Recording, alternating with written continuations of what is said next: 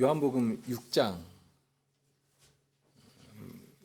요한복음 6장 22절부터 40절까지 먼저 낭독합니다.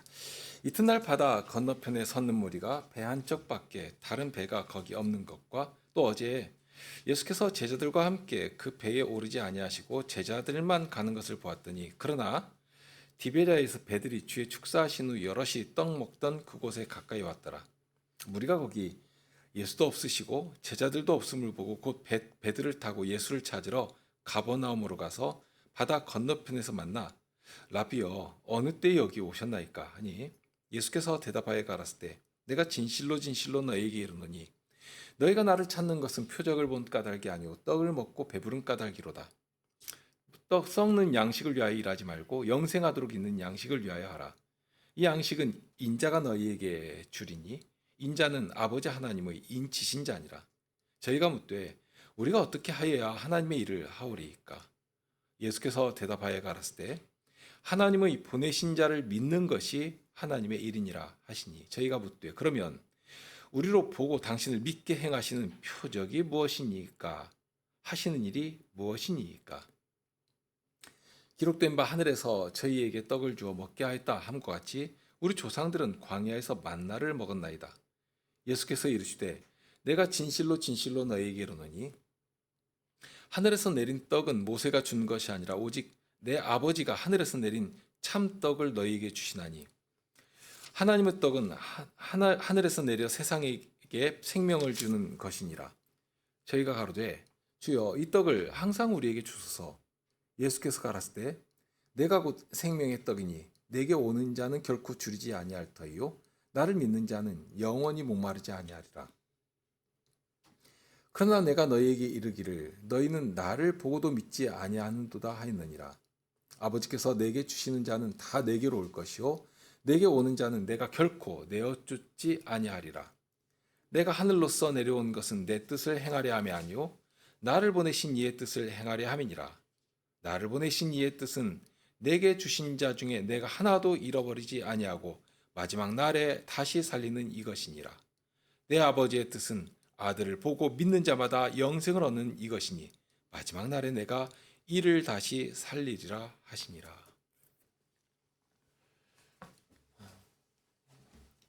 오늘 우리는 성찬식을 앞에 두고 있습니다. 이렇게 성찬식을 할 때에는 특별히 복음의 기본적인 내용들을 생각해 왔습니다. 평소에도 생각하는 것이지만 이때는 다시 한번 우리가 다 안다고 생각하는 복음의 기본도에 대해서 점검하고 우리의 뿌리가 어디에 있는지, 우리의 믿음이 어디서부터 나오는 것인지 이런 것들을 점검하는 시간을 가지는 것이고, 그것이 우리의 신앙에 있어서 아주 중요하다 할 것입니다. 성찬을 눈에 보이는 복음이라 말합니다. 그리고 복음은 예수 그리스도의 죽으심과 부활에 대한 것입니다. 바울 사도가 천명한 말씀이 바로 그것인데요. 내가 너희 중에서 예수 그리스도와 그의 십자가에 못 박히신 것 외에는 아무것도 알지 아니하기로 작정하노라. 진정 예수 그리스도께서 십자가에 못 박히신 그 사실만을 알고 그 사실만을 자랑하기를 원한 것입니다. 그 복음을 눈에 보이는 표에 담아서 손에 잡을 수 있도록 우리에게 주신 예식이 성찬식입니다. 우리가 무엇을 안다고 할 때도 우리의 한계가 아주 명확합니다. 특히 예수님을 안다고 할 때는 더더욱 그렇습니다. 지식으로도 말할 것이 없지만 예수님을 안다고 할 때는 머리로만 되는 것이 아닙니다. 항상 말씀으로 찾아오시고 성식께서는 우리 안에서 그 말씀을 생각나게 하시고 깨닫게도 하시고 무엇보다도 그 말씀으로 교제하시면서 살아계신 그분을 알아가고 닮아가게 하셨습니다. 그러니까 살아계신 예수님의 말씀을 우리의 삶으로 살아나갈 때에 예수님을 경험해서 알아가는 것이고, 그것이 산지식으로 우리에게 쌓여가는 것입니다. 예수님께서 공생 기간에 하신 말씀인데요. 요한복음 6장 53절 이하에 보면 예수께서 이르시되 내가 진실로 진실로 너희에게 이르노니 인자의 살을 먹지 아니하고 인자의 피를 마시지 아니하면 너희 속에 생명이 없느니라. 내 살을 먹고 내 피를 마시는 자는 영생을 가졌고 마지막 날에 내가 그를 다시 살리리니 내 살은 참된 양식이요 내 피는 참된 음료로다. 아주 신비한 말씀이어서 유대인들은 당연히 모른 것이고요. 제자들도 이 말씀의 뜻이 무엇인지를 잘 알지 못했습니다. 실은 예수님께서 전에 없던 새로운 말씀을 하신 것이 아니라 이미 선자로 하신 말씀들이었거든요. 선자로 약속하신 말씀들이 있고 이제 때가 되었으니 이루겠다 하고 선언하신 말씀인데 하나님을 믿지를 못하니까 이 말씀의 뜻도 오해를 하고 오히려 대적하였습니다. 이사야 선지자를 통해서 하신 말씀이 있는데 이사야서 55장 1절에 보면 너희 목마른 자들아 물러 나아오라 돈 없는 자도 오라 너희는 와서 사 먹되 돈 없이 값 없이 와서 포도주와 젖을 사라 하고 하신 일이 있습니다. 이것을 사서 먹어야지만 영생하도록 주시는 생명을 공급받을 수가 있게 되는 것입니다. 우리도 무엇을 못 먹으면 대단히 배가 고픕니다. 아무리 부유한 시대를 살아간다고 할지라도 굶으면서 살아갈 수 있는 방법은 없습니다. 물 마시기를 좋아하지 않는 사람도 하루만 물을 못 마시면 갈증에 어쩔 줄을 몰라 할 것입니다. 그런데 물을 한 모금만 마시면 모든 것이 해결이 됩니다. 우리나라야 물이 풍족한 나라이니까 상관없다지만 유대인들이 광야 생활을 하면서 그 건조하고 뜨거운 모래바람 앞에서 물을 하루라도 못 마시면 어떻게 될 것인가? 그것은 죽음을 의미합니다. 그런 사람들에게 선지자를 통해서 전해주신 이 말씀은 정말 실감나는 말씀이 되었습니다. 사막에서, 광야에서, 그 뜨거운 태양 아래에서 물이 없으면 어떻게 되는가? 그런데 물이 있으면 사는 것이거든요. 물은 생명과 같은 말입니다. 그런데 목마른 자는 오라고 하십니다. 와서 돈 없어도, 값 없어도 사서 먹으라고 하십니다. 거기에 생명이 있습니다. 그러니 얼마나 힘이 되고 위로가 되는 말씀이었겠습니까? 우리가 잘 아는 수가성 여인이 예수님께 어디서 그 생수를 얻겠는지를 여쭌 일이 있습니다. 그때 예수님께서 하신 말씀인데요. 요한복음 4장 13절 14절입니다. 예수께서 대답하여 가라사대 때 이 물을 먹는 자마다 다시 목마르려니와 내가 주는 물을 먹는 자는 영원히 목마르지 아니하리니 나의 주는 물은 그 속에서 영생하도록 솟아나는 샘물이 되리라. 아무리 많은 돈이 있어도 사서 먹을 수 없는 영생하도록 솟아나는 샘물이 있다. 그것을 값 없이 와서 돈 없이 와서 사 먹어라 하고 알려주신 것입니다. 과연 선자로 약속하신 말씀을 이루시는 분이시구나 하는 것을 알려주셨습니다. 후에 예수님께서는 바로 이 말씀이 어떻게 당신으로 인해서 이루어지는 것인가를 알게 하신 것입니다. 오늘 읽은 말씀이죠. 아마 수가성 여인은 예수님 말씀이 무엇인가를 정확히 몰랐을 것입니다. 그럴지라도 예수님의 말씀을 들을 때에 위로를 받고 그 말씀을 굳게 붙들었습니다. 믿었습니다. 그 말씀으로 인하여서 이제까지 자신을 억누르고 있던 모든 죄책으로부터 해방을 얻었습니다. 참된 자유를 알게 된 것입니다. 생명이신 예수님의 말씀을 들을 때에 참된 자유를 얻고 이제까지는 부끄러워서 피해 당했던 동네로 달려가서 만나는 사람들마다 붙들고 이 예수님에 대해서 전했습니다. 그렇게 사람들로 하여금 예수님 앞에 나오게 하였습니다. 다만 아직 때가 이르지 아니했으니 다 알지 못했을 것인데요. 그런데 예수님께서는 그들이 알만한 말씀으로 당신이 어떤 분이신가 하는 것을 알고 믿게 하셨습니다. 예수님께서 당신이 생명의 떡이라 하고 하실 때 사람들은 이 말씀이 무슨 말씀인가를 알 수가 없었습니다. 사람들은 그저 손으로 잡아 입에 넣는, 그래서 그 식물만을 음식이라고 알고 있었습니다. 그리고 그 음식이 자기들의 생명을 유지시켜 준다고 그렇게 확고히 믿고 있었습니다. 달리 말하면 육신의 떡이 자기들의 생명을 유지시켜 주고 넉넉한 양식은 그만큼 자기들을 부유하게 만들어 준다. 그렇게 믿고 있었습니다. 그러니 하늘로부터 이르시는 양식을 알려주셔도, 그리고 그 양식을 지금 주신다 하고 말씀하셔도 이 말씀이 무슨 뜻인지를 알지를 못했습니다. 그러면서 어찌 저가 무슨 음식을 준다는 말인가 하고 이상하게 생각했습니다. 그런데 이 말씀을 하시기 전에 오늘 읽은 말씀에도 나오지만 배경이 된 한 사건이 있죠. 6장 1절부터 보시면 우리가 잘 아는 오병이어에 대한 기사가 나옵니다. 그리고 그 사건 후에 예수님께서는 조용한 곳을 찾아 바다 건너편으로 가셨는데 사람들이 예수님을 찾아서 그곳까지 구름처럼 몰려왔습니다. 그런데 예수님께서 저들에게 하신 말씀이 있죠? 26절, 27절에 나옵니다. 너희가 나를 찾는 것은 표적을 본 까닭이 아니오 떡을 먹고 배부른 까닭이로다. 썩는 양식을 위하여 일하지 말고 영생하도록 있는 양식을 위하여 하라. 이 양식은 인자가 너희에게 주리니 인자는 하나님의 인치신 자니라. 저들이 찾는 양식은 썩는 양식에 불과했습니다. 아무리 많이 먹어도, 그래서 배가 터지도록 먹어도 한나절만 지나면 배가 고파서 허기짐을 참을 수가 없게 되는 그런 양식입니다. 더구나 그렇게 먹고 또 먹어도 그로 인해서 어디에 도달하는가? 결국 썩어지는 자리에 다다를 뿐입니다. 그런데 예수님께서는 영생하도록 하시는 양식이 있다 하고 알려주고 계십니다. 얼마나 놀라운 일입니까? 사람들은 하루도 못 갈 썩어질 양식을 위해서도 목숨을 내놓고 일합니다. 정말 생명을 다 소진하면서까지 그것 붙잡으려고 오늘 하루도 쉬지를 못합니다. 그런데 영생하도록 있는 양식이 있다고 말씀하시니 정말 놀라운 소식이 되었습니다. 수가성 여인도 그랬죠?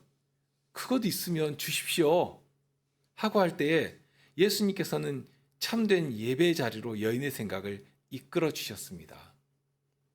거기에서부터 양식이 나오시는 것을 알게 하신 것이죠. 참으로 아름다운 결과입니다. 여인은 예수님의 말씀을 믿었습니다. 자신의 부끄러운 죄를 알고 겸손히 그 말씀을 따라 자신을 움직여 갔습니다.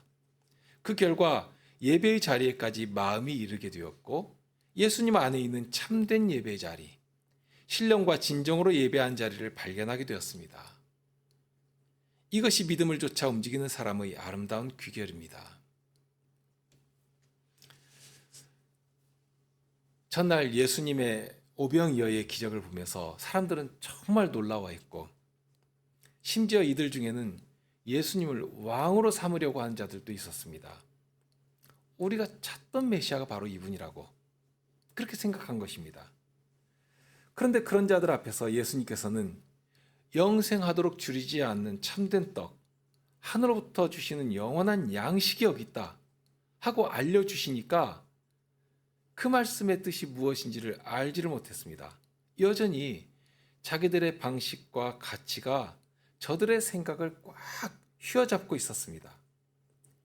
33절에 보면 저들도 분명하게 그것 있으면 우리에게 주십시오 하고 구하거든요. 구할 때 예수님께서는 이렇게 말씀하십니다. 내가 곧 생명의 떡이다. 수가성 여인은 예수님께서 당신을 알리실 때 어떤 반응을 보였던가? 그리고 그와 비교할 때 여기 이 사람들은 예수님께서 당신을 생명의 떡이라고 알리시는데요. 그런 때에 어떤 반응을 보인 것인가? 저들의 반응은 일단 41절부터 본격적으로 시작됩니다. 42절에 보면 사람들의 생각이 나오는데요. 우리가 저희 부모도 알고 형제도 다 아는데 무슨 하늘로서 내려왔다는 말이냐? 하고 수근거리더니 66절에 보니까 마침내는 무수히 많던 사람들이 물러가고 다시는 예수님과 함께 다니지 않게 되었다 하고 나옵니다. 다 떠난 것입니다. 예수님께서 어려운 말씀 하신 것 없습니다. 너무 쉬운 말씀을 하셨거든요. 너무 쉬운데 자기들의 방식을 고수하니까 예수님의 말씀 앞에서 어린아이처럼 자기 지식도 가치도 주관적인 생각도 다 내려놓고 예수님께서 말씀하시면 그대로 순종하겠습니다 하는 그런 겸손한 생각을 가져야 하는데 끝까지 자기 기준을 가지고 예수님 말씀을 이리저리 재단하면서 그 가치를 평가하고 받을 수 있는 말씀은 기꺼이 받겠지만 거스르는 말씀, 이 까시른 말씀은 받지 않겠다는 생각을 딱 가지고 있으니까 예수님의 말씀이 그저 어렵고 받을 수가 없는 말씀이 되었습니다. 그러니 결국 예수님 곁을 다 떠나서 자기들이 살던 곳으로 세상으로 다 돌아가 버렸습니다. 예수님은 당신의 생명을 주셨습니다. 생명을 어떻게 주시는 것인지 사람들은 떡을 먹고 물을 마시면 생명이 유지된다고 생각했습니다. 물론 당연히 옳은 생각입니다. 하나님께서 사람을 그렇게 지으셨기 때문입니다. 그런데 하나님께서는 그 위에 더욱 중요한 원칙이 있다는 사실을 알려주고 계십니다. 사람이 떡으로만 사는 것이 아니라 하는 사실입니다.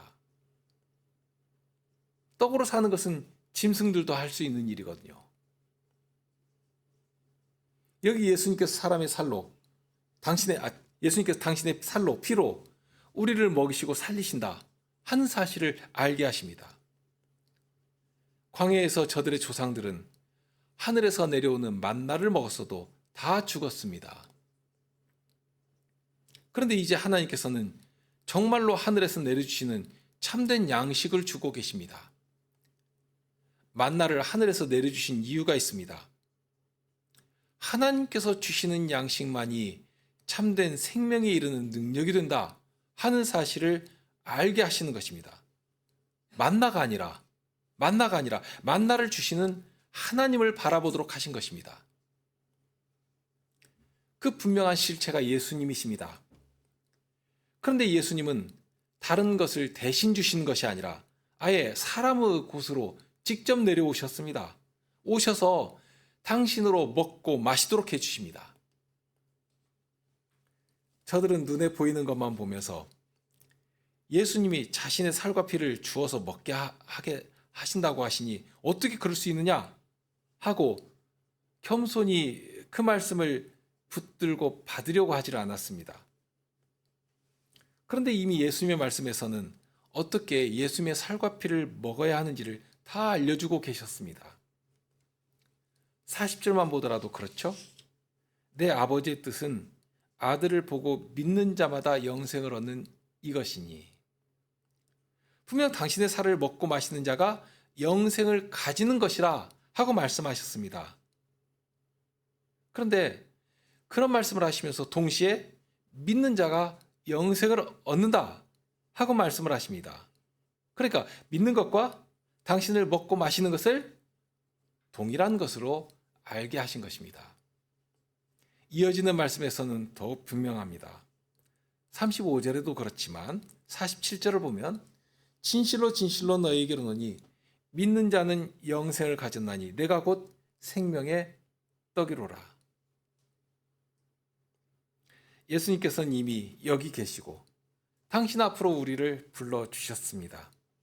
말씀으로 부르시고 성신님으로 우리를 한 교회로 연합케 하셨습니다. 한 교회 안에서 한 떡과 포도주를 마시며 예수님의 살과 피로 연합된 예수님의 몸이라 하는 사실을 확증케 하셨습니다. 다른 방도로 되는 것 아닙니다. 수가성 여인은 예수님의 말씀 앞에 정말 자신의 모든 것을 내놓고 엎드린 자가 되었습니다. 죄악도 부끄러움도 수치도 모두 내려놓은 자가 되었기 때문에 참된 예배의 자리로 가게 되었습니다. 예수님께서는 당신의 살과 피를 주시는데 특히 십자가 사건을 통해 과연 예수님께서 무엇 때문에 우리를 위해 살이 찢기시고 피가 흘려지셔야만 했던가를 분명히 보게 하십니다. 자신의 죄악도 부끄러움도 주님 앞에 내려놓는 자가, 그 수치를 아는 자가 진정 자신의 가슴을 치며 주님 앞에 나올 수가 있는 것입니다. 성찬 예식문을 보면 그런 사실을 잘 가르칩니다. 예수님이 성찬 예식을 정하신 말씀을 들려주신 후에 바로 이어서 하나님의 말씀 앞에 서게 합니다. 우리에게 요구하시는 하나님의 선하신 일들이 무엇인지를 알게 합니다. 그러면서 동시에 그런 순종을 하지 못하는 우리의 허물과 죄악상을 보게 합니다. 회개의 심정에 이르게 하는 것입니다. 분명 순종하여서 하나님께 기쁨을 드려야 하는데 전혀 그렇지를 못하다 하는 것입니다. 소리문답의 가르침과도 같죠? 하나님의 말씀을 지킬 수도 없고 오히려 말과 행으로 날마다 범한다고 하는 그 사실을 인정하게 하는 것입니다. 그런데 이 성찬은 실은 그런 자들을 부르시는 자리입니다. 예수님께서 죄인들을 부르러 오셨다 하는 이 복음의 부르심을 이 자리에서 다시 확인하게 하십니다.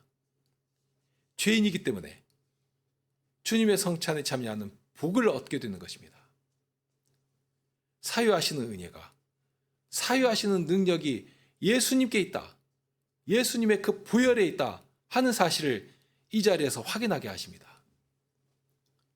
예식문에서 가르치는 대로 여기는 죄가 없는 자가 나오는 자리가 아닙니다.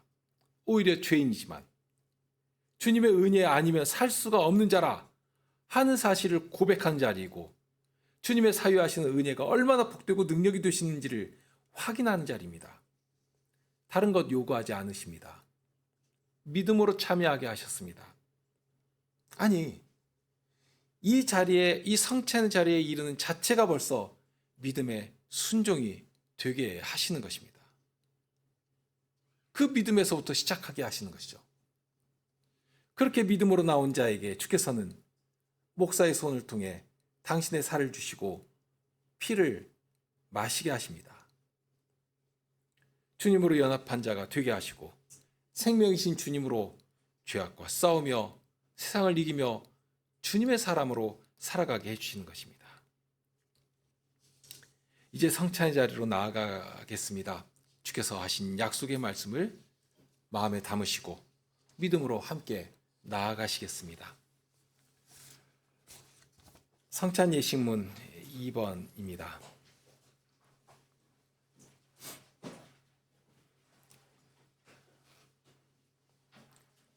우리 주 예수 그리스도의 사랑을 받는 회중 여러분, 성찬은 우리 주 예수 그리스도께서 제정하여 주신 것입니다. 고린도전서 11장 23절로 29절에서 사도 바울은 성찬 제정의 말씀을 우리에게 전하여 줍니다.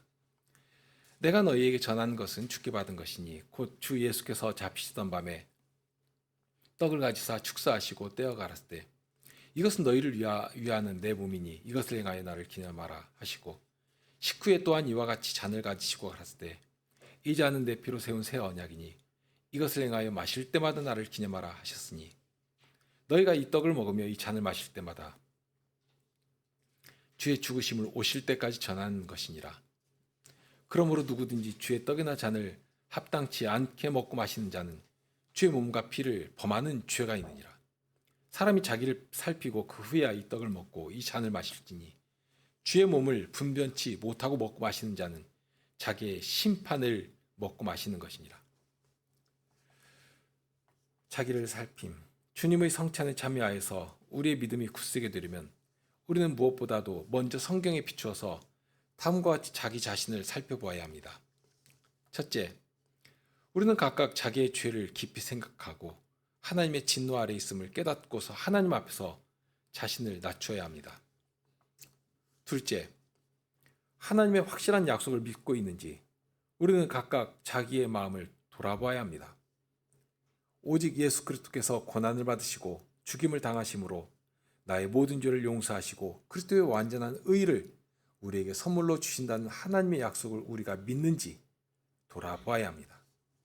끝으로 이제부터 우리는 감사함으로 자기의 모든 삶으로서 주 하나님을 섬기며 살기로 결심하는가, 그리고 이웃과 더불어 참된 사랑과 화평 가운데서 살기를 진정으로 추구하는가 하는 것을 스스로 살펴봐야 합니다. 추천과 권면. 하나님의 은혜로 자기의 죄를 회개하고 자기의 불신앙에 대항하여서 싸우고 하나님의 모든 계명을 따라 살기를 간절히 소원하는 사람은 모두 하나님께서 그리스도의 거룩한 상에 분명히 받아주실 것입니다. 비록 죄와 약함이 우리의 뜻을 거슬러서 우리 안에 여전히 남아있지만 이것 때문에 하나님께서 우리를 은혜로 받아주시고 이 천국의 양식과 음료에 참여하기에 합당한 사람으로 여겨주심을 막을 수 없다고 굳게 확신할 수 있습니다. 그러나 자기의 죄에 대해서 진정으로 애통하지 않고 회개하지 않는 사람은 그리스도의 나라에 참여할 자리가 없음을 선언합니다. 우리는 그러한 사람들은 성찬에 참여하지 말 것을 권고합니다. 그렇지 않으면 그들에 대한 심판은 훨씬 더 무거워질 것입니다. 목적, 그리스도를 기념함.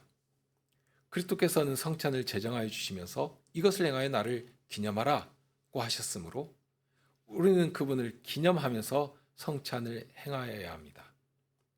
우리 주님은 성부로부터 이 세상에 보내심을 받고서 우리의 몸과 피를 입으셨으며 처음부터 지상생애의 마지막까지 우리를 위하여 하나님의 진노를 짊어지셨습니다.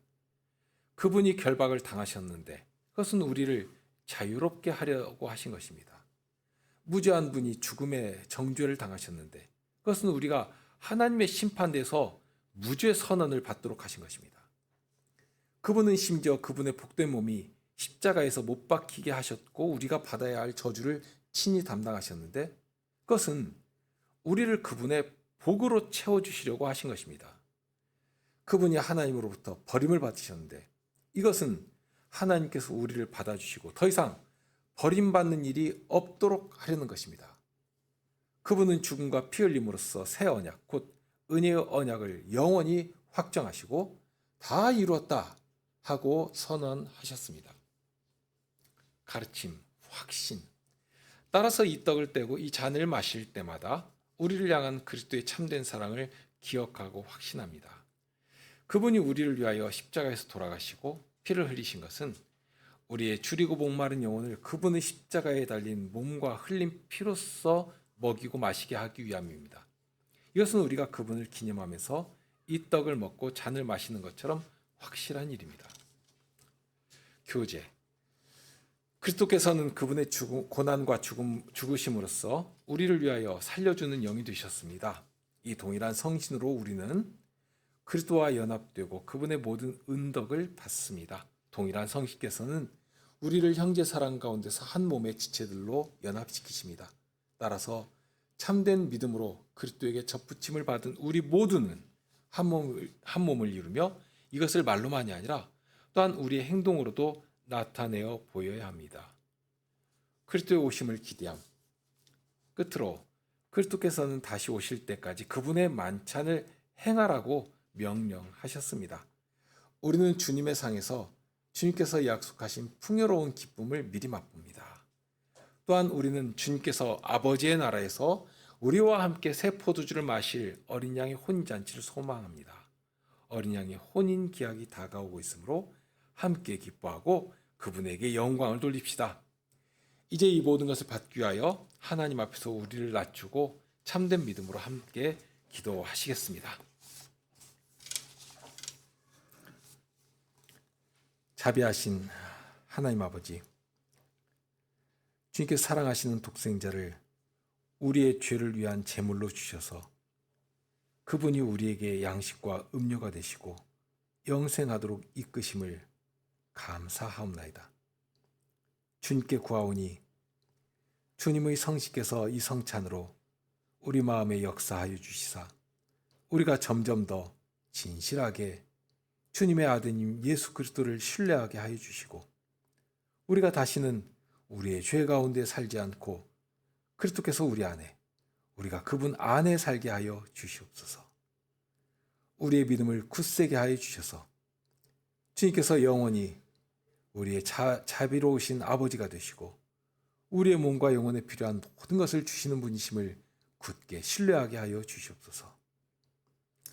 우리에게 주님의 은혜를 내려주셔서 우리가 즐거이 자기의 십자가를 짊어지고서 자기를 부인하며 우리 구주를 고백하게 하여 주시옵소서. 우리로 하여금 우리 주 예수 그리스도를 바라보게 하여 주시고 우리 주님께서 하늘에서 다시 오셔서 우리의 낮은 몸도 주님의 영광스러운 몸과 같이 변화시켜 주시고 우리를 주님께로 영원히 데리고 가실 것을 기다리게 하여 주시옵소서. 우리 주 예수 그리스도의 이름으로 기도합나이다. 아멘.